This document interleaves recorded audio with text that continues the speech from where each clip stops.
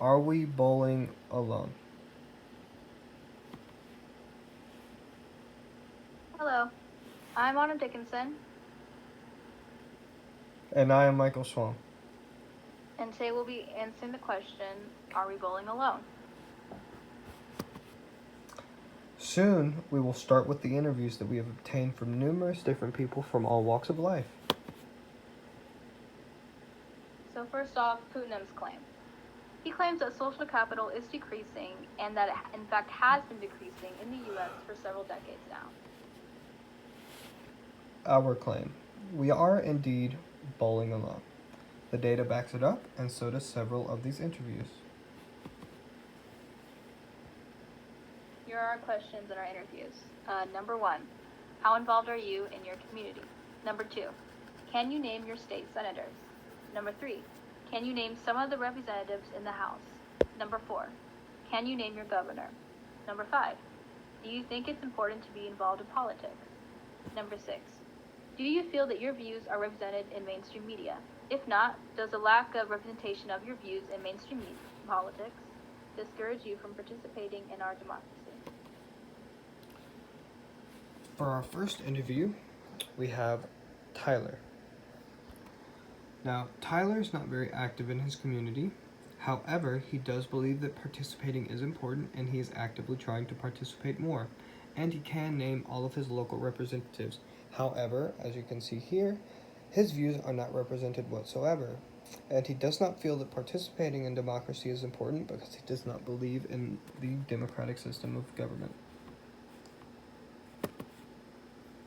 All right, and number 2, we have Duncan. Now, Duncan is very active in his community and he is very educated in his local politics, but doesn't feel represented.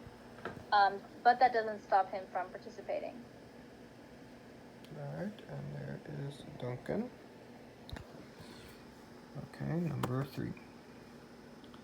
Here we have Jay. Now, Jay is very active in his community to some degree, but not in the Orthodox way. He does not participate in his church, however, he does participate in a youth group, which is directly connected with the church, and he does help with the homeless shelter, which is a rather rare activity from what I have seen. Not traditionally a thing. Most people tend to just go into clubs instead of working at the soup kitchen. Clubs like school clubs. Um, yeah. He feels, however, that his views are not represented at all and that both of the parties are incredibly corrupt, and this causes him to not want to participate in democracy. All right, and number 4, we have Cassidy. Now, she is not very active in her community at all. She is unable to name any of her local representatives, and she's incredibly discouraged from participating in democracy as she feels that she does not, that the only, as she says, right channels that she know of are very few, and that the media itself specifically is what discourages her from participating in democracy. Alright, and here we have Mohaya. Now, Mohaya, she was very succinct in her answers, by the way, is not very involved in her community, and she does not feel very represented in politics, but she is very knowledgeable about politics and her local representatives. All right, and number 6, we have Sienna. Although Sienna does see the importance of being involved in politics, she isn't really involved herself really at all. And like many teenagers who aren't quite eligible to vote, like she pointed out, she doesn't see the value in her own opinion. And there is Sienna. Alright. Here we have Parker. You can pause the video if you would like, or try to speed read. I would not recommend the latter. Parker is involved with his community, but he knows a little about those who make the decision in his community/state. He's unable to name most of his local representatives, but he is very adamant about his personal opinion and believes that it is important to think for yourself. The summary of all of these interviews, would you like to read it? Yeah, sure. Overall, 5 out of 7 of our interviewees were inactive in their communities. Most of them found democracy to be important, but were discouraged from participating due to lack of representation. This supports the decline in social capital, the claim that we have that there is a decline in social capital, because it shows that the majority of people are not active in their communities. Here we have our first picture here. This is a picture of two people getting married. Coming with the decline in social capital will of course come with a decline in traditional marriage. We have seen this in recent years. People are getting married later, people are divorcing more, and people are marrying less. However, people are still managing to get married even in these most trying times of the pandemic, which you can see here. Love is not canceled, just as many things have been canceled due to the pandemic. All right, and here in our second image, a little hard to see, but there is a sign for restaurants saying that you have to see a host to enter, following, and there is a list of requirements. This is in modern day time with the pandemic, so you have to have a face covering, the social distance at 6 feet, hand sanitizer upon entry, no bar service, must be 21 or with a parent or guardian, and the very end it says thanks for staying safe. And we have seen with the pandemic many businesses forced to change dramatically the dynamic of their business or completely shut down, as we've seen. This can discourage people from wanting to go out and venture into restaurants with the pandemic going on and increase of social capital. And yeah, as you see there. Now, with this global pandemic, we have seen a massive decrease in social capital, as people are encouraged, in fact, to go out less and to participate less. We shall, of course, see less social capital. And I feel that this may be a permanent fixture of our society, at least for some period of time. Many scientists are saying that the coronavirus may become endemic, which I don't know if you know what this means, but it means that it may stick around forever, or for at least the foreseeable future.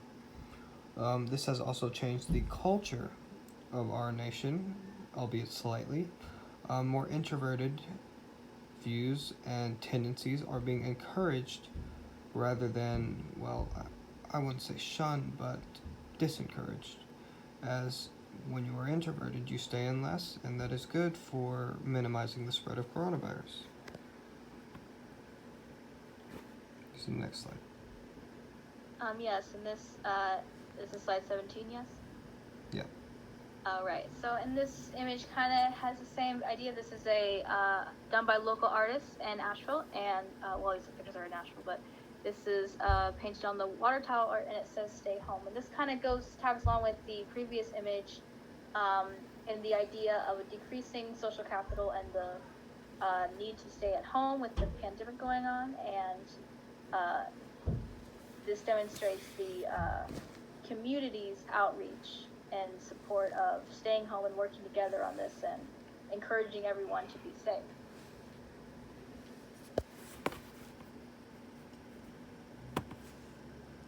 Here we have a picture of the Basilica in downtown Asheville. As we saw earlier, many people who are active in their communities are particularly active in church or in things related to their church. Now, as we have seen with many churches being shut down, this may also continue to decrease, which may be a near death blow to the remaining amount of social capital being produced. Of course, there will be some produced, but once one of the main fixtures of social capital production is lessened or cut out entirely, which is church going, we shall see less people engaging in such activities, and thus causing a decrease in social capital. In recent years, we have already seen a decrease in people going to church, and I believe that the coronavirus will only worsen that. Right, and then our next slide, there's the numbers here now. This, there are 328 million people that live in the U.S., yet only about 93,600,000 vote every year.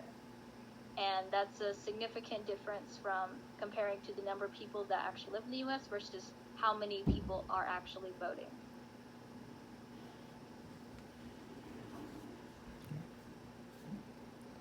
So here is an essay that I wrote. I shall now read it to you. Hold on. So, as we have seen in the several interviews we have collected, and in the source that I shall link below, social capital has seen a sizable decrease in the last couple decades. Many people participate less in their communities and keep to themselves more. Also, people participate in our democracy less, with only 6 and 10 eligible adults voting in the last election. This is due to a plethora of reasons. A couple reasons are stated in the quote. We have seen small declines in the probability of volunteering, larger declines in group membership, and still larger declines in the probability of entertaining since the 1970s. There have been no declines in the probability of spending frequent evenings with friends or relatives, but there have been decreases in daily visits with friends or relatives.